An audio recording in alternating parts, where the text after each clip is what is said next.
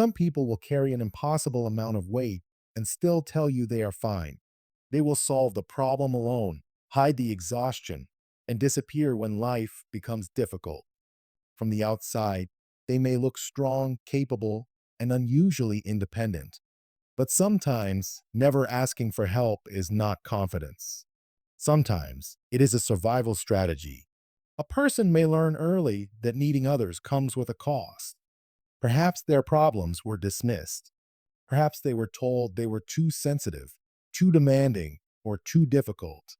Perhaps the adults around them were already overwhelmed, so they learned to become easy. They stopped asking for comfort. They stopped showing disappointment. They became the person who needed very little. At first, this can look like maturity. A child who handles everything alone may be praised for being responsible. A teenager who never causes trouble may be called strong. An adult who never depends on anyone may be admired for being self-sufficient. But the hidden lesson can be painful. I am safest when I need nothing. This belief does not always appear as a conscious thought. It may appear as discomfort when someone offers support. It may appear as guilt after receiving kindness. It may appear as the immediate need to repay every favor. For some people, accepting help creates a strange feeling of debt. They worry that support will later be used against them. They wonder whether the other person secretly resents them. They may even feel more relaxed doing everything alone than trusting someone to show up. This is often called hyper-independence. It is not simply enjoying your own company or being capable. It is the feeling that depending on another person is emotionally dangerous. Imagine someone facing a difficult week. Their work is falling behind. They are barely sleeping, and something personal is quietly breaking them. A friend asks, "Do you need anything?"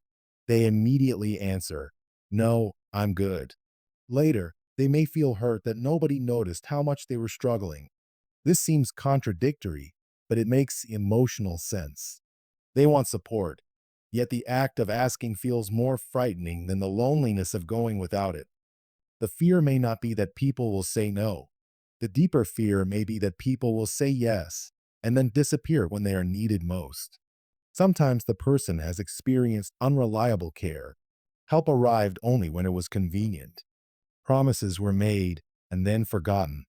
Private struggles were later repeated, mocked, or turned into weapons during conflict. So the person learned to control one thing: access. If nobody gets close enough to help, nobody gets close enough to disappoint them. This protection can make someone look calm during a crisis. They focus on tasks. They organize the details. They take care of everyone else. But their competence can hide the fact that they are emotionally alone. People often assume that the strongest person needs the least support. In reality, the strongest looking person may simply be the most practiced at hiding the need. Hyper-independence can also shape relationships. The person may become the listener, the fixer, or the reliable one. They remember everyone's problems, but rarely share their own. They may be generous because giving feels safer than receiving. Giving allows them to remain in control. Receiving requires vulnerability. This creates relationships that look close but are emotionally uneven.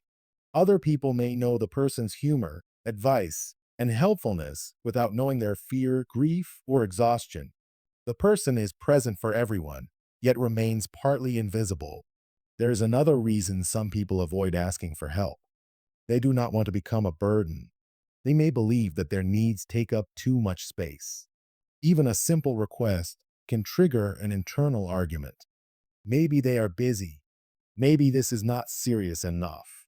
Maybe I should handle it myself. By the time they decide the need is valid, the moment has often passed. The problem is that constantly refusing support can reinforce the belief that support does not exist. Nobody gets the chance to show up because nobody knows what is needed. The person then looks around and thinks, "See, I really am alone." The belief protects itself. Learning to ask for help does not mean becoming helpless. It means allowing connection to become part of strength. This usually begins with small risks, not dramatic confessions. You might ask someone for a minor favor and notice whether they respond with care. You might tell a trusted person, I do not need advice. I just need you to listen. You might accept kindness without immediately trying to earn it back. The goal is not to trust everyone. The goal is to stop treating all dependence as danger. It also helps to separate a request from a demand. Asking does not force another person to say yes. It gives them the opportunity to respond honestly. Their answer may provide information, but it does not determine whether your need was valid. A healthy request can sound simple. I am having a difficult day.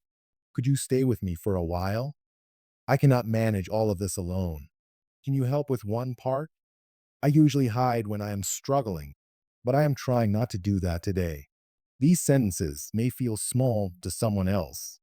To a hyper-independent person, they can feel like stepping into open air.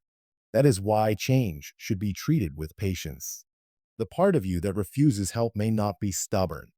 It may be remembering a time when needing someone ended badly. You do not have to shame that part. You can thank it for protecting you and slowly teach it a new experience. Some people are unreliable.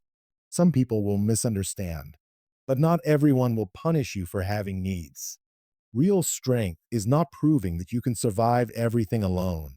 It is knowing when you can carry something yourself and when the weight deserves to be shared. You were never meant to become invisible just to remain safe. And asking for help does not make you weak. Sometimes, it is the first sign that you finally believe your pain is worth responding to.